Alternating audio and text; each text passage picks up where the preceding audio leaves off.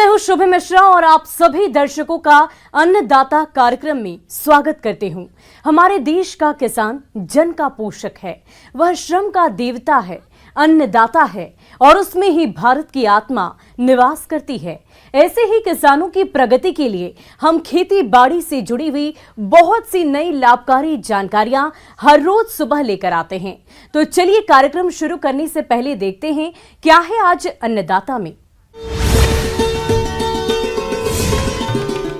Happy seeder machine किसानों के लिए है काफी उपयोगी।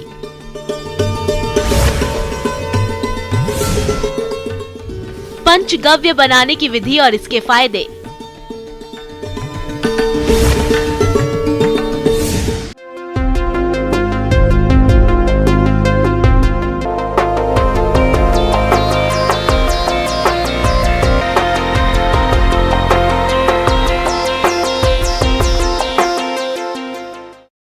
आमतौर पर फसल कटाई के बाद किसानों के सामने सबसे बड़ी समस्या पराली की होती है, क्योंकि इसका समाधान करते समय किसानों को काफी परेशानी झेलनी पड़ती है। इसी समस्या के समाधान के लिए हैप्पी सीडर मशीन बहुत ही उपयोगी कृषि उपकरण है। ये मशीन धान की कटाई के बाद खेत से बिना पराली हटाए गेहूं और इसके जैसी कई फसलों की सीधी बुआई करने का काम करती है। इस मशीन की और क्या विशेषता है, ये कैसे काम करती है, इस बारे में विस्तार से जानते हैं कृषि विज्ञान केंद्र सुखेत जिला मधुबनी के कृषि अभियंता योगेंद्र सोरेन से।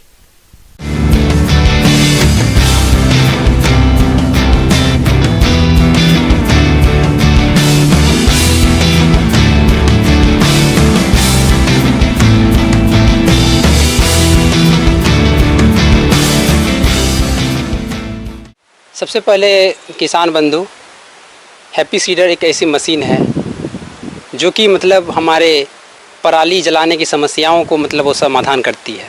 तो जैसे कि किसान बंधु हम लोग जानते हैं कि जब गेहूं और धान की जो कटाई होती है, हार्वेस्टिंग होती है, तो उसमें हम लोग कंबाइन का यूज करते हैं। तो इस हार्वेस्टिंग के बाद जो समस्याएँ आती है, जैसे काटने के बाद जो उसमें पराली जो होते हैं, उसमें खड़े ठूट जो पड़े रहते हैं खेत में, तो उसको हटाने के लिए किसान बंधु करते क्या है, इसको जला देने से बहुत ही जल्द ये खेत खाली हो जाएगा। लेकिन किसान बंधु ये बहुत ही गलत है, क्योंकि इससे अब बहुत सारी समस्याएं मतलब उत्पन्न हो रही है। हमारे जलवायु से लेकर हमारे मिट्टी में भी काफ़ी दिक्कतें आ रही है। जो खेत का जो टेम्परेचर है, मिट्टी का टेम्परेचर, वो बढ़ जाते हैं और जो उसमें कि जो रहते हैं माइक्रोब जो लाभदायक होते हैं, तो वो मर जाते हैं। तो इस समस्याओं को समाधान के लिए कृषि वैज्ञानिकों ने हैप्पी सीडर का इजाद किया है, जो आपका दो कंपोनेंट से मिलके बने रहते हैं। इसका एक होते हैं जैसे जीरो टी सीड ड्रिल और दूसरा है कि रोटरी मल्च रोटर, जो कि स्ट्रॉ मैनेजमेंट सिस्टम है। हैप्पी सीडर मशीन खेत में पराली और फसल अवशेष बिना निकाले फसलों की सीधी बुआई कर सकता है। हैप्पी सीडर मशीन में आगे की ओर रोटावेटर यूनिट लगी होती हैं, जिसकी मदद से पराली और फसल अवशेष को काटकर मिट्टी में मिला देता है, जो कि आगे चलकर खाद के रूप में परिवर्तित होकर मिट्टी की उर्वरक क्षमता को बढ़ाता है। हैप्पी सीडर मशीन में पीछे की ओर जीरो ट्रेलर लगा होता है, जो फसलों की बुआई का काम करता है। हैप्पी सीडर मशीन में दो बॉक्स होते हैं, जिसमें खाद और बीज को अलग अलग भरा जाता है। इस मशीन के माध्यम से एक दिन में लगभग 6 से 8 एकड़ में बुआई की जा सकती है। और इसमें जो कंपोनेंट होते हैं, तो आप लोग अगर किसान बंधु देखे होंगे तो सीड ड्रिल मशीन, तो कुछ सिमिलरिटी इसमें दिखने को मिलेंगे। बस इसमें अलग दिखेंगे आपको रोटर जो अलग से लगे रहते हैं, जो पराली को दबाने के काम आते हैं, वो खेत में ही काट करके वो मल्च कर देते हैं।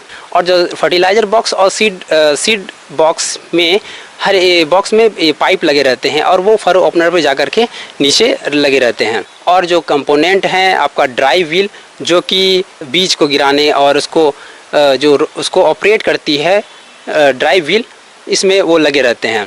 और उसमें और एक कंपोनेंट है डेप्थ कंट्रोल। कहने का मतलब कि कितना गहराई में हम लोग इसको लगाते हैं। डेप्थ कंट्रोल व्हील लगे रहते हैं, जो उसमें हम लोग एडजस्ट करते हैं कि कितना डेप्थ हम लोग नीचे डाल रहे हैं। ऐसा ना कि हम लोग खेत में गए और डायरेक्ट हम लोग चला दिए मशीन को, तो इससे क्या होगा, कभी ज़्यादा भी हम लोग डेप्थ दे रहे हैं और कभी कम भी दे रहे हैं। तो इसको ध्यान रखना है। दूसरा जो आपको ध्यान रखने वाली बात ये है कि ये जो ऑपरेट हम लोग करते हैं, तो जनरली किसान बंधु ये डबल क्लच टाइप का वो ट्रैक्टर ले, सिंगल टाइप क्लच टाइप वाले में उतने इफ़िशेंटली ये वर्क नहीं करते हैं। विशेषकर हैप्पी सीडर को चलाने में हम लोग क्या क्या सावधानी बरतनी चाहिए, तो वो है कि जो इंजन का जो स्पीड है हम लोग 1800 से 2000 आरपीएम रखें, क्योंकि 1800 से 2000 आरपीएम अगर नहीं रखते हैं तो क्या होता है कि जो उसमें स्टबल पराली जो होते हैं उसमें फंसने लगते हैं टाइन्स में, तो इसलिए हम लोग जो इंजन का स्पीड है 1800 से 2000 रखते हैं। और जो उसमें फ्लेयर जो लगे रहते हैं उसमें क्लियरेंस रखते हैं, जो ज़मीन से थोड़ा उठा होना चाहिए। अगर ज़मीन से अगर टच रहेगा तो वो उसमें भी क्या होता है कि उसमें भी फंसेगा आपको पराली, और उसमें मशीन में कंपन आने लगती है। तो हम लोग क्या करेंगे, फ्लेयर का डिस्टेंस को भी देखेंगे, जो ज़मीन में फरो ओपनर से जो पिछले लगे रहते हैं तो उसमें हम लोग देखेंगे कि डिस्टेंस ज़मीन से ज़्यादा सटा हुआ नहीं होना चाहिए, उसको 2 से 3 सेंटीमीटर ऊपर हम लोग रखेंगे। इस मशीन की अनुमानित कीमत 2 लाख रुपए है, जो कि यंत्र की क्वालिटी और विशेषताओं के अनुसार अलग अलग हो सकती है। इस मशीन का वजन लगभग 7 क्विंटल है, जो 50 हॉर्स पावर के ट्रैक्टर से भी खींचा जा सकता है। बिहार कृषि विभाग द्वारा चलाई जा रही कृषि यंत्रीकरण अनुदान योजना के तहत हैप्पी सीडर कृषि यंत्र की खरीद पर आर्थिक अनुदान का प्रावधान है। इस योजना के तहत हैप्पी सीडर की खरीद पर सामान्य वर्ग के किसानों को 75% तक सब्सिडी यानी अधिकतम 1,10,000 रुपए का अनुदान देय है। वहीं SC/ST वर्ग और अन्य श्रेणी के किसानों के लिए हैप्पी सीडर की खरीद पर 80% तक सब्सिडी यानी अधिकतम 1,20,000 रुपए की आर्थिक सहायता का प्रावधान है। बिहार राज्य सरकार की कृषि यंत्रीकरण योजना के तहत हैप्पी सीडर की खरीद पर सब्सिडी का लाभ लेने के लिए आधिकारिक पोर्टल पर आवेदन कर सकते हैं। और सबसे ध्यान रखने वाली बात है कि किसान बंधु की हम लोग ज़्यादा सवेरे ना करें हैप्पी सीडर से बुआई, क्योंकि उसमें नमी ज़्यादा रहते हैं। तो नमी का ध्यान रखना है कि ज़्यादा नमी ना हो, क्योंकि जैसे ही नमी ज़्यादा होगा तो वो फंसेंगे आपका। और किसान बंधु सबसे आप लोग के लिए विशेष ये है कि जो इस यंत्र पे जो सब्सिडी दे रही है बिहार सरकार, तो इसमें 75% आपको अनरिजर्व वालों के लिए दे रहे हैं और SC/ST वालों के लिए 80% दे रही है। किसान भाइयों, अभी तक आपने खेती से जुड़ी हुई कुछ उपयोगी जानकारियां देखी। अब लेते हैं एक छोटा सा ब्रेक, जल्द ही लौटेंगे और कार्यक्रम में आगे भी है खेती बाड़ी से जुड़ी महत्वपूर्ण जानकारियां, तो बने रहिए हमारे साथ।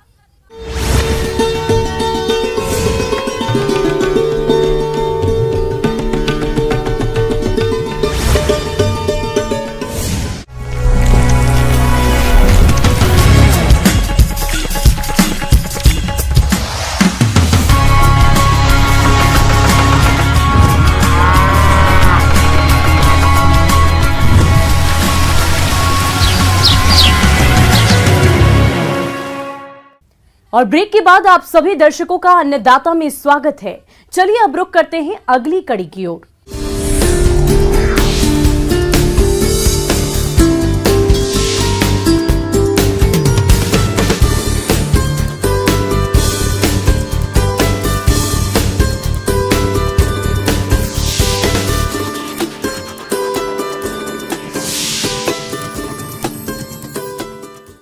आजकल खेती बाड़ी में रासायनिक दवाओं और उर्वरकों का प्रयोग काफी हो रहा है, जिसका दुष्प्रभाव न केवल मिट्टी और वातावरण पर हो रहा है बल्कि मानव स्वास्थ्य पर भी इसका असर देखा जा रहा है। इसलिए अब कृषि वैज्ञानिक जैविक खेती को बढ़ावा देने की बात कह रहे हैं।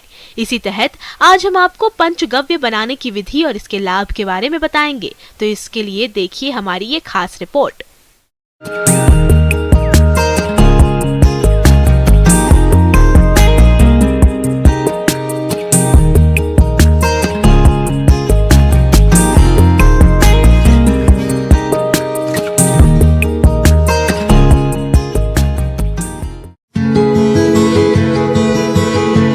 पंचगव्य एक जैविक खाद या प्राकृतिक सामग्री से बनी हुई जैविक विकास उत्तेजक औषधि है, जो पौधों के विकास को बढ़ाने के साथ ही मिट्टी के उपयोगी जीवाणुओं की सुरक्षा करता है, जिसमें मुख्य रूप से गाय का गोबर, गौमूत्र, दूध है।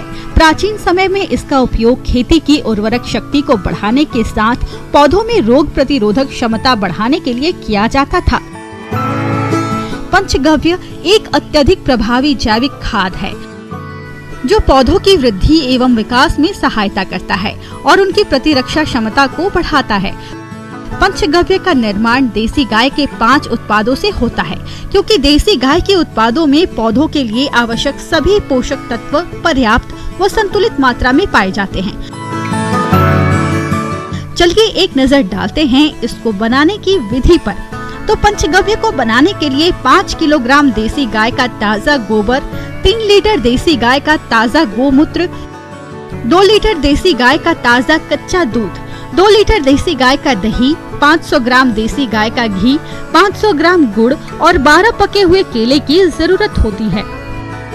पंचगव्य बनाने की विधि। प्रथम दिन 2.5 किलोग्राम गोबर और 1.5 लीटर गोमूत्र में 250 ग्राम देसी घी अच्छी तरह मिलाकर मटकी में डाल दें और ढक्कन अच्छी तरह से बंद कर दें। अगले 3 दिन तक इसे रोज हाथ से हिलाएं। अब चौथे दिन सारी सामग्री को आपस में अच्छी तरह से मिलाकर मटकी में डाल दें। इसके बाद फिर से ढक्कन बंद कर दें। अगले दिन इस मिश्रण को लकड़ी से हिलाने की प्रक्रिया शुरू करें और 7 दिन तक प्रतिदिन दोहराएं। इसके बाद जब इसका खमीर बन जाए और खुशबू आने लगे तो समझ लें कि पंचगव्य तैयार है। इसके विपरीत अगर खटास भरी बदबू आए तो हिलाने की प्रक्रिया 1 सप्ताह और बढ़ा दें। इस तरह पंचगव्य तैयार होता है। अब इसे 10 लीटर पानी में 250 ग्राम पंचगव्य मिलाकर किसी भी फसल में किसी भी समय उपयोग कर सकते हैं। आप इसे खाद, बीमारियों से रोकथाम, कीटनाशक के रूप में और वृद्धि कारक उत्प्रेरक के रूप में उपयोग कर सकते हैं। इसे एक बार बनाकर 6 माह तक उपयोग कर सकते हैं। इसको बनाने की लागत 70 रुपए प्रति लीटर आती है। उपयोग विधि। पंचगव्य का उपयोग अनाज व दालों जैसे धान, गेहूं, मंडुआ, राजमा आदि तथा सब्जियों में शिमला मिर्च, टमाटर, गोभी वर्गीय व कंदवाली में किया जाता है। छिड़काव के समय खेत में पर्याप्त नमी होनी आवश्यक है। बीज उपचार से लेकर फसल कटाई के 25 दिन पहले तक 25 से 30 दिन के अंतराल में इसका उपयोग किया जा सकता है। प्रति बीघा 5 लीटर पंचगव्य 150 लीटर पानी में मिलाकर पौधों के तनों के पास छिड़काव करें। पंचगव्य से बीज उपचार। बीजों के अच्छे अंकुरण के लिए किसान इससे बीज उपचार भी कर सकते हैं। इसके लिए 1 लीटर पंचगव्य के घोल में 500 ग्राम वर्मी कंपोस्ट मिलाकर बीज पर छिड़काव करें और उसकी हल्की परत बीज पर चढ़ाएं। इसके बाद 30 मिनट तक छाया में सुखाकर बीजों की बुवाई करें। पंचगव्य से पौधोपचार। इसके लिए 1 लीटर पंचगव्य की घोल में 200 ग्राम वर्मी कंपोस्ट मिलाकर घोल बनाएं। इसके बाद पौधाशाला से पौधा निकालकर घोल में डुबोएं और रुपाई करें। पौधा रुपाई या बुवाई के पश्चात 15 से 20 दिनों के अंतराल पर 3 बार लगातार छिड़काव करें। पंचगव्य का इस्तेमाल करते समय कुछ सावधानियां बरतना जरूरी होती है, तभी इसका फायदा मिलता है। जैसे पंचगव्य का उपयोग करते समय खेत में नमी का होना आवश्यक है। एक खेत का पानी दूसरे खेत में नहीं जाना चाहिए। इसका छिड़काव सुबह 10 बजे से पहले तथा शाम 3 बजे के बाद करना चाहिए। पंचगव्य मिश्रण को हमेशा छायादार व ठंडे स्थान पर रखना चाहिए।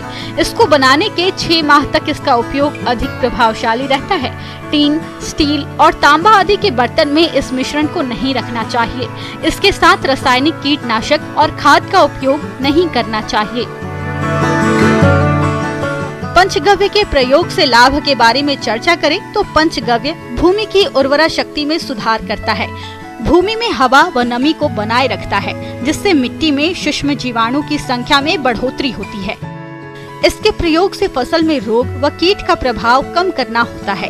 पंचगव्य सरल एवं सस्ती तकनीक पर आधारित है, साथ ही फसल उत्पादन एवं उसकी गुणवत्ता में वृद्धि करता है। सबसे खास बात ये है कि इसका पर्यावरण पर कोई दुष्प्रभाव नहीं होता। आगे और भी है खेती बाड़ी से जुड़ी हुई बहुत सी रोचक जानकारियां, पर यहां पर रुकेंगे एक और छोटे से ब्रेक के लिए और जल्द हाजिर होंगे।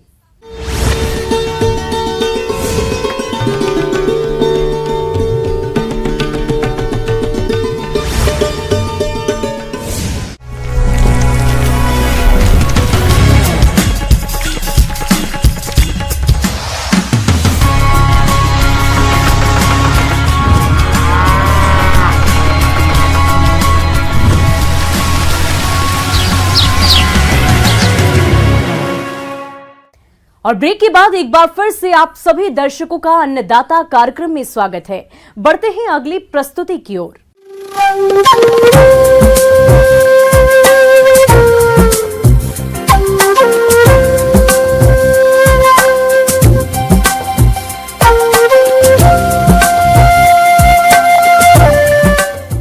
और मौसम के अनुसार प्रबंधनों पर ही टिकी है आपकी खेती बाड़ी, इसलिए मौसम पूर्वानुमान और उस पर आधारित साप्ताहिक कृषि सलाह इस प्रकार है।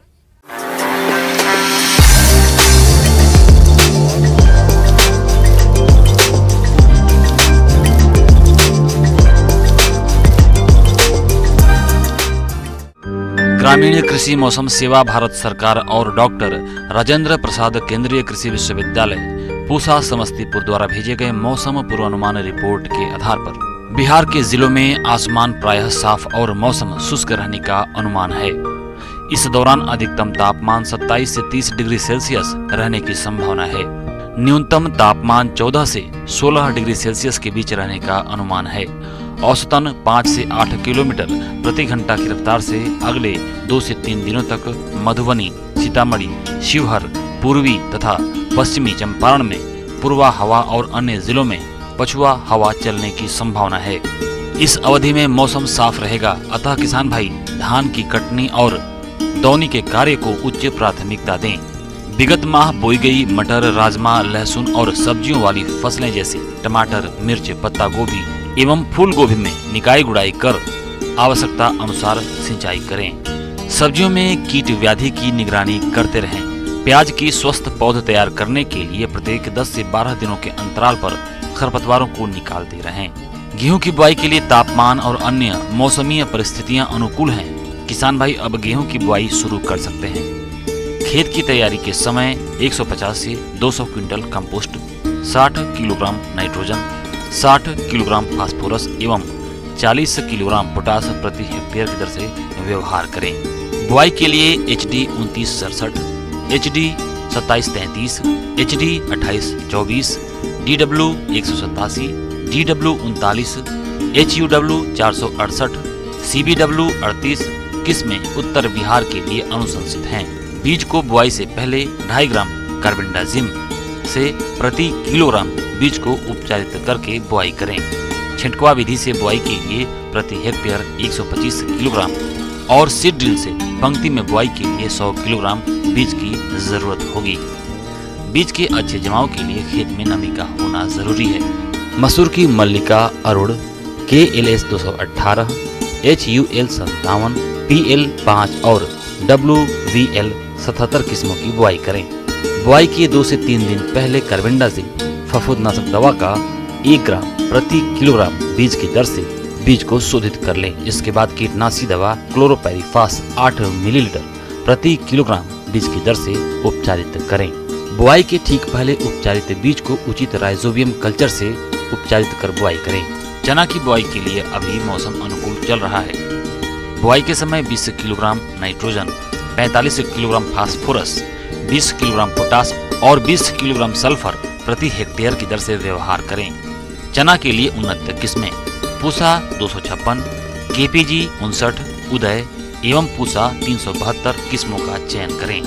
बीज को कार्बेंडाजिम 2.5 ग्राम प्रति किलोग्राम बीज की दर से उपचारित करके बुआई करें। 24 घंटा बाद उपचारित बीज को गजरा पिल्लू से बचाव के लिए क्लोरोपाइरीफास 8 मिलीलीटर प्रति किलोग्राम बीज की दर से उपचारित करें। पुनः 4 से 5 घंटे छाया में रखने के बाद राइजोबियम कल्चर 5 पैकेट प्रति हेक्टेयर से बीज को शोधित करें। लहसुन की बुआई करें।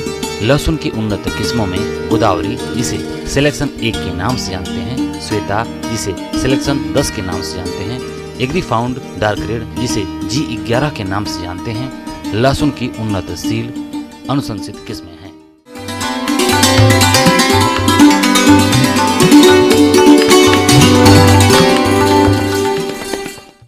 अन्नदाता हेल्पलाइन निशुल्क फोन संपर्क सेवा के माध्यम से आपके द्वारा पूछे गए प्रश्नों में से 1 या 2 महत्वपूर्ण प्रश्न को हम अपने कार्यक्रम में शामिल करते हैं और इसी के तहत आज किसान का सवाल और उसका जवाब कुछ इस प्रकार है। आज के अन्नदाता कार्यक्रम में हमने जिस प्रश्न को शामिल किया है उसे पूछा है, अगवानपुर जिला पटना से प्रवेश कुमार राम ने। आप फूल गोभी की फसल में लगने वाले हीरक पृष्ठ पतंगा कीट की रोकथाम के बारे में जानकारी चाहते हैं तो प्रवेश कुमार जी, आपकी जानकारी के लिए देखिए कार्यक्रम का यह अंश।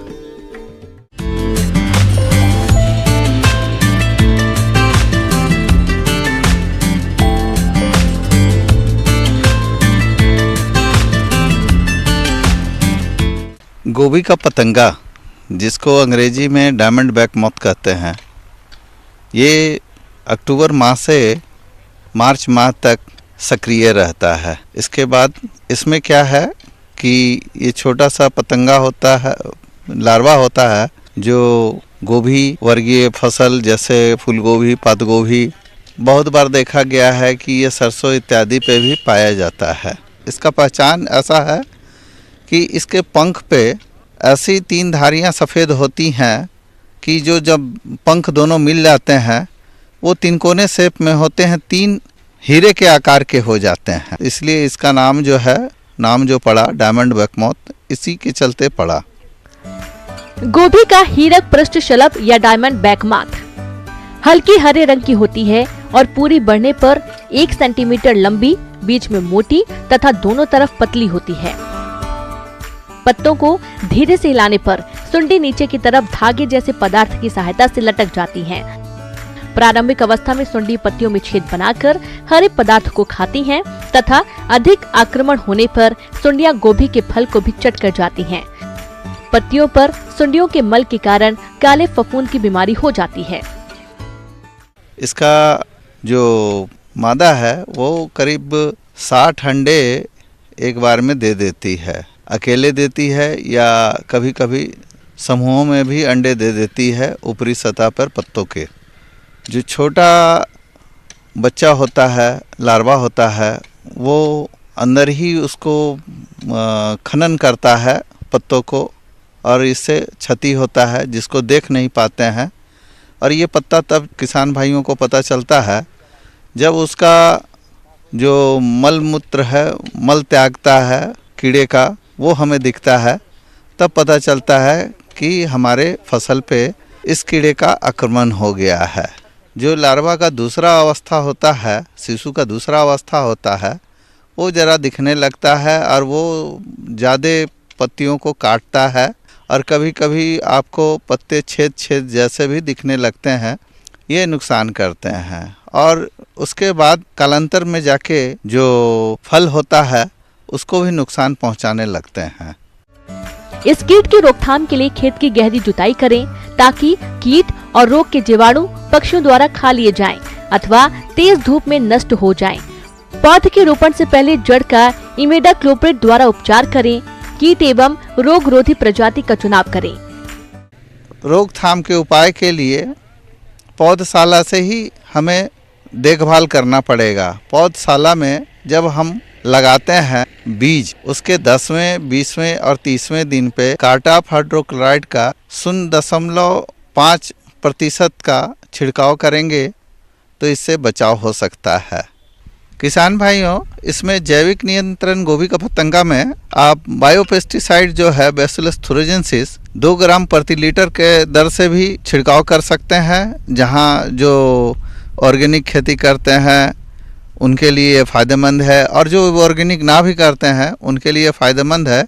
गोभी का पतंगा में किसान भाई सरसों की खेती साथ में करेंगे तो सरसों की खेती में जो है गोभी का पतंगा और दूसरे भी लाही इत्यादि आकर्षित होते हैं। जैसे एक तो 2 पंक्ति गोभी का और 1 पंक्ति सरसों का लगा सकते हैं। दूसरा ये है प्रत्येक 25 पंक्ति गोभी के बाद 1 पंक्ति शुरू वाले पंक्ति में और फिर 25 पंक्ति के बाद सरसों लगाने से इससे बहुत अच्छा नियंत्रण होता है। आगे जाकर किसान भाई को आक्रमण होने पर स्पाइनोसेड नामक एक दवा है, 1.2 मिलीलीटर प्रति लीटर पानी में घोल बना के छिड़काव कर सकते हैं। यांत्रिक नियंत्रण की बात करें तो कीड़ों के अंड समूहों, चूड़ियों, प्यूपों तथा वयस्कों को इकट्ठा करके नष्ट कर दें। रोगग्रस्त पौधे या उनके भागों को उखाड़ कर जला दें।